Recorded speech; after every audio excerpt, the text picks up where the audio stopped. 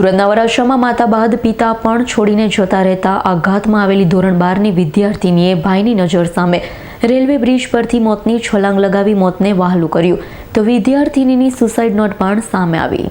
સુરતના વરાછામાં ધોરણ 12ની વિદ્યાર્થીનીનો suicide not લખી આપઘાત કર્યો। ભાઈની નજર સામે બહેનની રેલવે બ્રિજ પરથી મોતની છલાંગ લગાવી હતી।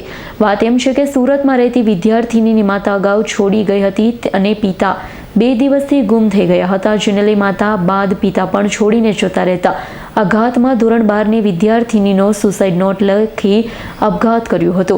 સુસાઇડ નોટમાં લખ્યું હતું કે હું તાપી નદીમાં ઠેકડો મારું છું। જોકે માછીમારોએ નદીમાંથી વિદ્યાર્થીનીને બહાર કાઢી 108માં સ્મીમેર હોસ્પિટલમાં ખસેડી હતી, પરંતુ સારવાર મળે તે પહેલા જ મોત નીપજ્યું। તો નવાઈની વાત એ હતી કે વિદ્યાર્થીનીના અંતિમ સંસ્કારમાં માતા અને પિતા બંનેની ગેરહાજરી જોવા મળી, જેથી પિતા ગુમ અને દીકરીએ આપઘાત કરી લેતા પરિવારમાં શોકનો માહોલ છવાયો।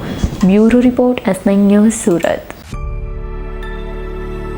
અમારી તમામ માહિતીથી અપડેટ રહેવા માટે જોડાયેલા રહો S9 ન્યૂઝ સાથે।